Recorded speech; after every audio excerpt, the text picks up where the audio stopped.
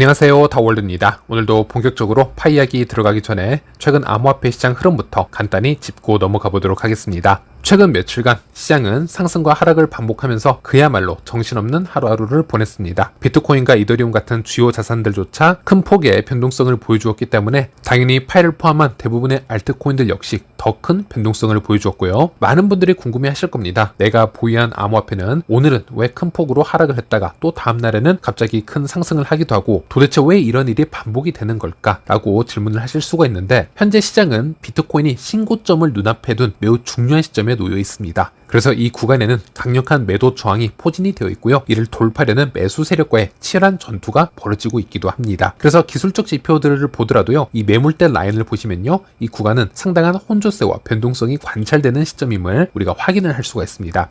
며칠 전만 하더라도 비트코인이 10만 달러를 돌파한 후 이후에 이 10만 5천 달러를 넘기기에는 좀 부담이 커 보였고요. 당시 이 저항 라인은 매우 강력해 보였었고 또 반대로 지지 라인은 뚜렷하지 않았었습니다. 하지만 현재는 다시 이 저항 구간을 계속 두드리고 있고요. 과거보다 이 저항이 조금씩 약화되는 모습을 확인해 볼 수도 있고 또 동시적으로 9만 5천 달러대에서 10만 달러 사이에 약한 지지선이 새롭게 형성된 점도 주목해 볼 필요가 있습니다. 그래서 이처럼 시장이 치열한 전투 국면에 들어서게 되면요. 하루 앞도 예측하기 어려운 고변동성의 장세가 펼쳐질 수밖에 없다라는 것이고 그리고 최근에는 외부적으로도 큰 이슈가 더해졌습니다. 대표적으로 신용평가사인 무디스가 미국의 신용등급을 한 단계 하향 조정한 이슈가 있었고 이 여파로 인해서 암호화폐 시장도 단기적인 충격을 받았고 코인 시장의 하락세가 나타나기도 했습니다. 하지만 이 사태를 좀 더 장기적인 관점에서 바라보면 이야기는 달라질 수 있습니다. 비트코인은 중앙은행의 간섭을 받지 않는 탈중앙화 자산이고요. 발행량이 한정되어 있기 때문에 인플레이션이나 국가재정의 불안정에 대한 강력한 해지 수단으로 인식이 될 수 있습니다.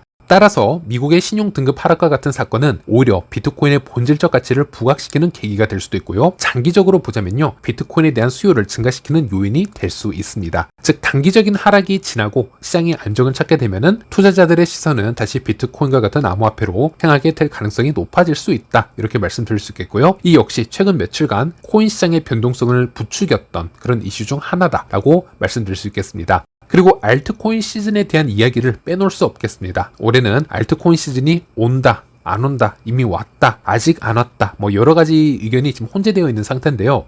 며칠 전만 하더라도요, 이 비트코인의 도미넌스는 65%까지 올랐다가 소폭 하락세를 보여주었고요. 이 시점에서는 언론에서 드디어 비트코인 도미넌스가 고점을 찍고 점점 내려가는 것이 아니냐, 즉 드디어 알트코인 시즌이 오는 것이 아니냐 이런 보도들도 나오기도 했었고요. 하지만 보시는 것처럼 비트 도미넌스가 다시 64%까지 상승을 했습니다. 이 데이터로 분석을 해보면요. 비트코인은 여전히 신고점을 뚫어내기 위해서 치열한 싸움을 벌이면서 고점을 유지하고 있는 반면에 알트코인들은 미국 신용 등급 하락과 같은 악재로 인해서 위험 자산에서 자금이 크게 빠져나가면서 단기적으로 큰 하락을 겪었다라는 뜻이 되겠습니다. 그래서 이 데이터를 놓고 보자면요. 일시적으로는 다시 알트코인 시즌을 기대하는 이전 상태로 돌아가 버린 상태라고 보시면 되겠습니다. 그런데 이전과는 분위기가 조금 다른 부분이 있습니다. 알트코인 시즌을 알리는 기준 중 하나가 바로 이더리움의 상승률이라고 할 수 있겠는데요. 비트 다음으로 이더리움이 큰 상승을 이끌게 되고 그 이후에 자금이 다시 메이저 코인에서 중소형 코인으로 옮겨가는 순서를 보여줘 왔었는데 얼마 전까지만 해도 이더리움이 2,000달러를 넘지도 못했습니다. 그래서 알트코인 시즌이 올해는 이미 끝난 것이 아닌가 이런 얘기도 있었는데요. 하지만 이더리움의 가격을 보시면요. 현재 2,500달러까지 회복을 한 상태입니다. 그래서 한 달 전에 비해서 이 알트 시장 분위기는 확실히 좋아졌다라고 할 수 있겠고요. 올해 알트코인 시즌이 오긴 올 것이다. 지금 이런 희망감이 더 커지고 있는 상황이라고 보시면 되겠습니다. 여기서 파이 가격 잠시 살펴보도록 하겠습니다. 현재 가격 0.73달러에서 움직임을 보여주고 있고요. 5월 14일 이전까지 기대 심리로 큰 상승을 가져갔다가 5월 14일 생태계 발표와 이 컨센서스 2025 이후로 가격이 크게 하락하는 모습을 보여주고 있습니다. 지난 영상에서도 설명을 해드렸지만 이것은 코어팀의 마케팅 능력에 대한 아쉬운 부분으로 해석을 해볼 수가 있겠고 그리고 스타트업에 1억 달러를 투자하는 이 파이 벤처스의 발표를 단독으로 메인으로 하기보다는 KYB 리스트 업데이트를 추가적으로 한다라든지 노드의 추가 업데이트 등등 여러 가지 업데이트를 함께 발표를 했어야 커뮤니티 입장에서는 좀 더 긍정적으로 받아들이지 않았을까 이런 아쉬움이 컸다라고 볼 수 있겠습니다.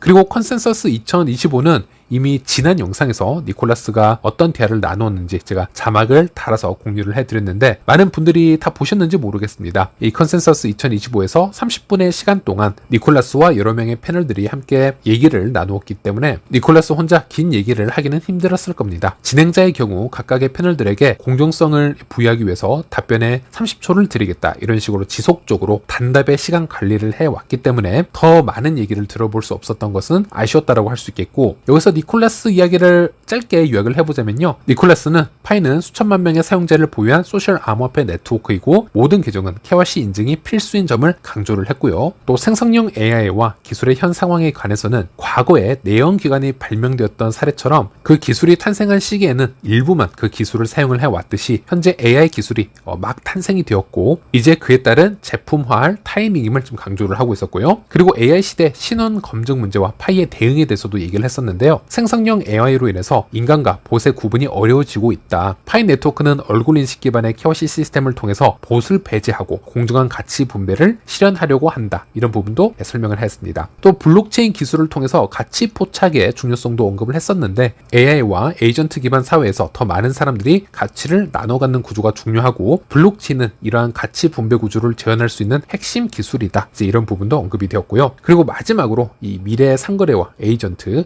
스테이블 코인, AI의 융합에 대한 의견을 얘기하는 부분이 있었는데 여기에 대해서는 중요한 것은 제품 자체 완성도이고 생성형 AI 덕분에 이제는 누구나 실험을 할 수 있고 제품을 만들 수 있는 시대가 열렸다라고 해서 본인의 생각을 마무리한 것을 볼 수 있었습니다.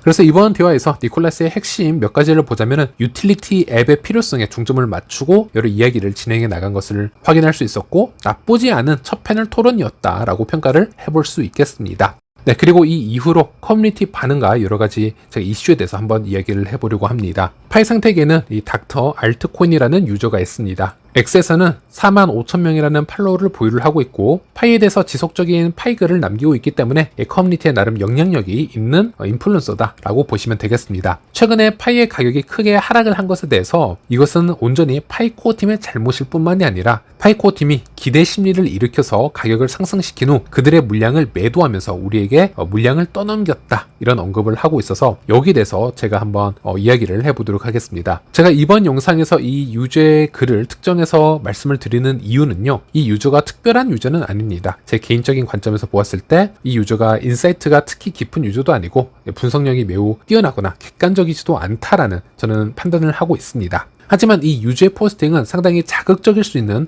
컨텐츠로 모아져 있기 때문에 여러 미디어에서도 이 계정의 주장을 그대로 가져가서 뉴스의 기사로 만들어내고 있는 지금 상황이 발생을 하고 있고요. 그래서 최근 분위기가 급격하게 또 다운되고 있는 이유를 찾아보면요, 이런 유저들이 대량으로 이런 트윗을 지속적으로 만들어내게 되고 또 많은 유저들이 이것을 공유를 하게 되고 또 이 글을 그대로 믿기 때문에 하나의 퍼드가 될 수 있고요. 또 심지어 미디어 글들도 이런 포스팅을 그대로 가져가서 필터링 없이 이야기를 하고 이것을 메인으로 다루고 있기 때문에 전체적으로 이 파이에 대해서 부정적인 분위기가 만들어질 수밖에 없고 또 필요 이상으로 코어팀이 이 커뮤니티의 신뢰를 받지 못하는 그런 경우가 생길 수도 있습니다. 이런 악순환이 지속되는 현상을 제가 발견을 할 수 있었는데 최근에는 이해가 되지 않을 정도로 많은 미디어에서 이 닥터 알트코인이라는 이 계정의 포스팅 글을 실어가는 것을 제가 볼 수 있었는데요. 한 예로 해외의 이 코인스피커 이 미디어를 보더라도요, 파이의 가격 하락을 언급을 해주면서 닥터 알트코인 계정을 보면은 파이코어 팀이 10,000개 이상의 지갑을 보유를 하고 있고 비난을 하고 있는데 이 지갑 대부분을 추적을 할 수가 없다라는 언급을 실으면서 파이코어 팀의 물량이 언제 어느 정도로 지금 매도가 되고 있는지를 알 수 없다라는 얘기를 하는 것을 볼 수 있었고, 그래서 닥터 알트코인의 포스팅이 사실인 것 마냥 그대로 기사를 쓴 것을 볼 수 있습니다. 다른 해외 미디어를 보더라도 상당히 지금 많이 인용이 되고 있고 국내 미디어를 보더라도 보통 국내 미디어가 기사를 낼 때 해외 미디어를 참조를 하는 경우가 많습니다. 그렇다 보니 이 닥터 알트코인이라는 계정이 얼만큼 인사이트가 깊은지와는 별개로 이 유저의 글을 맹목적으로 실어 나르고 이것을 바탕으로 이 파일을 평가하는 기사글을 국내에서도 볼 수 있는데요. 이런 부분을 제가 보았을 때는 저도 하고 싶은 얘기가 많고 참 안타까운 마음이 크다라고 할 수 있겠습니다. 그래서 이번 영상에서는 여기에 대해서 한번 얘기를 나눠보도록 하겠고, 일단 최근 그의 포스팅을 보면은 이런 얘기가 있습니다. 증거가 필요하신가요? 5개월 전 54억 개의 파이 코인이 이 파이 파운데이션 1지갑에서 파이 파운데이션 3지갑으로 이체가 되었습니다. 지난 4개월 동안 약 7억 개의 파이 코인이 파이 파운데이션 3지갑에서 파이 파운데이션 2지갑으로 1000만 개에서 5천만 개까지 파이가 일괄적으로 이체가 되고 있었습니다. 현재 파이 파운데이션 3지갑은 47억 개의 파이를 보유를 하고 있는 반면 파이 파운데이션 2지갑은 2400만 개의 파이만 보유를 하고 있습니다. 진실을 찾고 있다면 수확을 해서 사라진 7억 개의 파이가 어디로 갔는지 알아보시길 바랍니다. 이전된 파이는 고려하지 않은 수치입니다. 이런 글을 볼 수가 있는데 일단 이 닥터 알트코인의 트윗 내용을 쭉 보시면요. 대부분 이런 글들로 이루어져 있다고 보시면 되겠습니다. 상당히 복잡하게 들릴 수 있는 글이라고 보시면 되겠는데 제가 여기에 대해서 설명을 해드리겠고요. 오늘 아침에 이 포스팅의 댓글로 제가 일일이 다 그림도 그려놓고 설명을 해준 상태입니다. 상당히 쉽습니다. 닥터 알트코인이 주장하는 이 수억 개의 코인이 이렇게 마구 이동한다. 그리고 이 코인들이 어떻게 사용이 되는지 모르겠다. 이제 이런 주장을 하는 것인데 그것은 이 세 개의 지갑을 얘기하는 거라고 보시면 되겠습니다. 개념을 설명해 주자면 커뮤니티에게 채굴로 분배되는 지갑은요. 이 GBQQ 지갑으로 시작이 됩니다. 처음에는 650억 개로 시작을 하게 되는데요. 이전에는 이것을 채굴자들에게 이제 마이그레이션을 시켜주기 위해서 GABT라는 지갑으로 5천만 개씩 또는 1억 개씩 전송을 해주게 되고요. 그 물량으로 우리 지갑에게 마이그레이션 작업을 해왔었습니다. 마이그레이션은 잘못되는 경우에는 큰 문제가 발생할 수 있는 그런 리스크가 있기 때문에 GABT로 최소한의 물량만 보낸 후에 조금씩 마이그레이션을 진행을 하는 거라고 보시면 되겠습니다. 그런데 최근에 시스템이 조금 바뀌어서 GALK라는 코어팀 지갑을 따로 생성을 합니다. 그리고 GBQQ 지갑에서 GALK 지갑으로 조금 더 큰 물량을 한 번에 보낸 후에 이제 GALK 지갑에서 마이그레이션을 하기 위해서 GABT 지갑으로 조금씩 물량을 흘려보내주고 있습니다. 이 또한 보안이나 프로세싱을 좀 더 완화하기 위한 방법 중 하나라고 보시면 되겠습니다. 그리고 최근에 반사 지갑인 GAMT 지갑에도 100만 개의 파이코인을 전송을 한 기록이 있고요. 반사 지갑도 역시나 지갑을 활성화할 수 있는 기능이 마련이 되어 있습니다. 그리고 마이그레이션 도중 어떤 잘못된 부분이 발견된 경우에는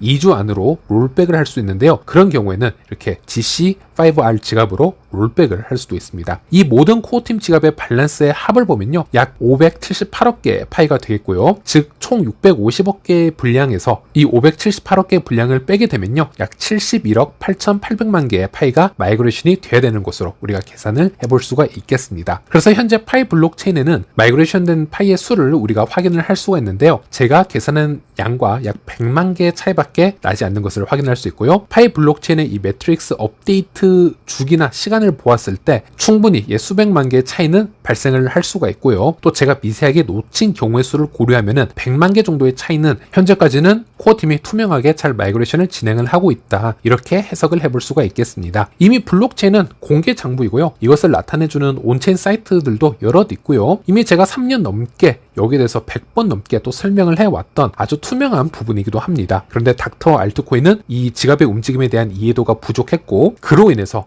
이 움직임을 이해를 하지 못했기 때문에 가격이 크게 하락한 시점에서 이런 움직임을 지금 가지고 와서 우리를 속이고 매도 물량을 만들어냈을 것이다 라고 좀 가정을 하고 있는 것 같습니다. 이렇게 이전 사이트를 보면요. 닥터 알트코인의 경우에는 컨센서스에서 니콜라스가 출연을 해서 기대감을 최고조로 만들어 놓고 코어팀이 수천만 개, 수억 개의 파일을 판매를 했는데 이 사이에는 커뮤니티는 아무도 눈치를 채지 못했다. 지금 이런 주장을 연속적으로 하고 있는 것을 볼 수 있죠. 그리고 동시적으로 파이 코어팀이 200억 개를 소유하고 있는 이 물량, 지갑 10,000개를 추적할 방법이 없다라고 주장을 하고 있는데 과연 그럴지 한번 살펴보겠습니다. 일단 파이 네트워크 트래커 사이트에 들어가 보시면요. 코어팀의 지갑 10,000개를 추적하는 기능이 이미 나와 있습니다. 이 지갑의 한 개에는 약 200만 개씩 코인이 분배가 되어 있고요. 총 200억 개의 코인이 나뉘어져 있는데 이 지갑이 이렇게 나뉘어져 있는 이유로는 당연히 보안상의 문제라고 보시면 되겠습니다. 리플의 사건을 볼 수 있듯이 개발자들의 지갑도 언제든지 해킹 당할 수가 있습니다. 그리고 프로젝트 초기에 백스에서도 언급이 되었지만 코어팀의 물량을 할당을 해서 가져갈 때 커뮤니티의 마이그레이션 비율에 맞춰서 가져가겠다. 이미 이렇게 클리어하게 언급이 되어 있습니다. 즉 마이그레이션이 총 650억 개 중 10%를 받았다면 코어팀도 200억 개 중 10%를 가져갈 권리가 있다라는 겁니다. 이 모든 것을 우리가 알고 참여를 했고 시작을 했다라는 것이죠. 그렇다면 현재까지 파이코어팀이 움직였던 지갑의 수나 양을 한번 계산을 해보도록 하겠습니다. 마지막으로 움직였던 지갑은 2달 전이었고요. 최근 컨센서스 이후로 움직인 지갑은 없었습니다. 그리고 그 전에 움직였던 코인의 총 수량을 보면요. 다 합해도 1000만 개 정도라고 보시면 되겠습니다. 정확하게는 1000만 개가 되지 않고 이제 이런 수량이라고 보시면 되겠는데, 그러면 이 물량이 다 어떻게 되었냐? 일부분은 OKX와 같은 거래소로 움직였고 또 다른 일부는 다른 지갑으로 다시 움직였습니다. 하지만 그런 거 가리지 않고 현재 이 움직인 코인을 모두 매도 물량으로 계산을 한다 하더라도 고작 1000만 개 밖에 되지 않습니다. 다시 계산을 해보면요, 코어팀이 200억 개 지갑 중 움직인 코인의 수가 1000만 개인데요, 이것은 총 200억 개의 0.05%밖에 되지 않는 비율이라고 할 수 있겠습니다. 그리고 이 1000만 개는 우리가 마이그레이션 받은 수량의 약 0.1% 정도의 규모라고 할 수 있습니다. 그래서 여기서 닥터 알트코인이 제시를 했던 10,000개의 지갑을 추적이 불가능하다라는 얘기와 또 코어팀이 컨센서스 이후 몇 천만 개와 몇 억 개의 파이코인을 판매했다라는 이 주장은 사실이 아님을 우리가 알 수 있습니다. 어떤 데이터도 제공이 되질 않았었죠. 그리고 또 한 가지, 저는 이 부분을 트윗으로 적어 놓았는데요. 결국 파이도 오픈 형태의 블록체인 기반이기 때문에 온체인 데이터로 우리가 모든 것을 검증을 할 수 있다. 이 차이점을 데이터로 분석을 할 수 있는 사람과 없는 사람의 차이가 있을 뿐이고, 이 온체인 데이터도 재미가 없을 뿐이지 수년 동안 꾸준히 제공을 해왔던 인플루언서들이 많다라는 것이죠. 저를 비롯해서요. 그리고 이 포스팅에 대해서 워크포스 플랩 개발자는 이런 답변을 달기도 했습니다. 문제는 인플루언서뿐만이 아니고 그들의 말에 귀를 기울이는 개척자들이라고도 할 수 있다. 개척자들의 파이 중 약 11%가 유통이 되고 있는데, 이는 코어팀이 할당받은 200억 파이 중 약 11%를 마음대로 판매할 수도 있다는 것을 의미합니다. 파이 코어팀이 파이를 판매한다라는 소문은 왜 이렇게 난리가 나는 것일까요? 이제 이런 의견도 우리가 볼 수 있었고요. 즉 이 얘기는 코어팀이 백스에서 얘기를 했듯이 마이그레이션의 현 비율을 계산을 해서 본인들 물량의 11%인 22억 개는 현재 시장에 매도를 한다 하더라도 사실상 상관이 없다라는 얘기로 우리가 풀이를 해볼 수 있겠습니다. 이것이 사실 맞는 것이죠. 다른 코인 프로젝트들을 보더라도 개발자들은 지속적으로 초반부터 본인 물량을 매도를 해오거나 대신 초반에 싸게 대량의 토큰을 VC에게 판매를 했고 이미 수익화를 한 것이죠. 그리고 그 VC가 초반에 생태계에 덤핑을 하는 경우가 상당히 보편적인 케이스라고 보시면 되겠습니다. 프로젝트가 스캠이 아니고 메이저 알트이더라도 이런 케이스는 보편적으로 일어나게 되고요. 이런 시장의 원리를 우리가 이해를 했을 때 우리가 파이코어 팀이 이런 수익 활동을 어느 정도 했다라고 해서, 그리고 그 수익 활동이 1%도 지금 되지 않은 상태인 것으로 보이는데, 이 정도 물량으로 매도가 나왔다라고 해서 이를 비난하고 사기꾼으로 몰아세우고 또는 감정적으로 거짓 정보를 퍼뜨리는 이 행위가 정상적인 것인가, 뭐 이런 생각을 해보게 됩니다. 그리고 한편으로는 이것은 파이만의 이상한 내러티브 중에 하나이기도 한데요. 파이는 폐쇄형 메인넷부터 파이코인을 많이 모으려고 하거나 아니면 파이를 거래를 하려는 행위를 죄악시 여겨왔던 그런 분위기가 존재하기도 했었습니다. 그 이후로는 좀 잘못된 루머가 많이 퍼져 있었기 때문인데, 파이를 전 세계적으로 골고루 분배를 해주고 이것을 가만히 홀딩하고 있으면 파이의 가치가 저절로 높아지기 때문에 우리 모두 부자가 될 수 있다, 큰 돈을 벌 수 있다, 이런 잘못된 홍보 방식이 한몫을 했다라고 보시면 되겠고요. 그렇게 긴 시간 동안 세뇌가 되었던 커뮤니티가 가격이 조금만 떨어졌을 때 그 실망감, 그 배신감, 그 이유와 잘못을 개발진에게 돌리는 것을 우리가 흔히 발견할 수 있습니다. 파이 인플루언서들이 이런 개념을 가지고 있기 때문에 이런 악의적인 포스팅을 올리는 것이고, 또 미디어에서는 이런 포스팅을 필터링 없이 지속적으로 공유를 하기 때문에 파이 생태계가 지속적으로 악순환이 일어나는 것이 아닌가, 뭐 이렇게 생각을 해볼 수 있겠고요. 네, 마지막으로 항상 말씀드리지만 아쉬운 점은 아쉬운 대로, 힘든 부분은 힘든 대로 우리가 인정을 할 수 있어야 됩니다. 그거는 저도 마찬가지고 지난 영상에서 아쉬운 부분, 코어팀이 부족한 부분 꾸준하게 말씀을 해드렸습니다. 그렇다고 해서 명확한 증거 없이, 데이터 없이 부족한 인사이트만으로 누군가를 사기꾼으로 몰아가는 것은 정당하지 않다라고 생각을 합니다. 가끔 제 채널에 이런 질문 주시는 분들 상당히 많습니다. 왜 다온님은 파이코어팀을 옹호만 하시나요? 라고 하시는데요. 하지만 저는 코어팀을 일방적으로 옹호하려는 것이 아닙니다. 오히려 확인되지 않은 허위 정보나 왜곡된 주장들에 대해서 대응하고자 하는 것이고요. 필요한 비판은 저 역시 충분히 해왔다라고 생각을 합니다. 이것도 계속적으로 말씀드리는 것이지만 우리가 파이 네트워크 이 프로젝트에 참여를 하면서 오늘 하루 이 프로젝트에 인해 조금이라도 의미나 어떤 즐거움을 느끼지 못하셨다면요, 혹은 최소한 이 프로젝트가 어디까지 성장할 수 있을까, 이런 긍정적인 호기심조차 갖지 못하는 상황이라면 앞으로도 이 여정은 여러분들에게 큰 스트레스와 큰 불행의 연속이 될 수도 있을 겁니다. 암호화폐 시장은 구조적으로 약 95%의 기간이 횡보하는 장일 수도 있고요, 침체되어 있고, 그리고 단 5%의 시간만이 급등이라는 꿀같은 보상을 주게 됩니다. 그렇게 구성이 되어 있는데요. 그런데 이렇게 떡상하는 그 5%의 기간만 보고 의미가 있다라고 해서 우리가 참여를 하게 된다면 나머지 95%의 이 시간 동안은 늘 불안과 분노와 실망만이 남게 될 것이고요. 결국 이 프로젝트의 단점만 보이게 될 것이고 비난으로 마무리가 될 수밖에 없습니다. 물론 이 프로젝트에서 오래 진득하게 견딜 분들도 없을 것이고요. 그렇기 때문에 저는 이쯤에서 파이 생태계 인플루언서들과 커뮤니티 구성원들도 이제는 좀 힘을 모아서 분위기를 한번 좀 정화할 필요가 있다라고 생각을 합니다. 그래서 이번 영상은 그런 고민 속에서 한번 제작을 해보았습니다. 네, 다음 시간에 다시 찾아뵙도록 하겠습니다. 시청해주셔서 감사합니다.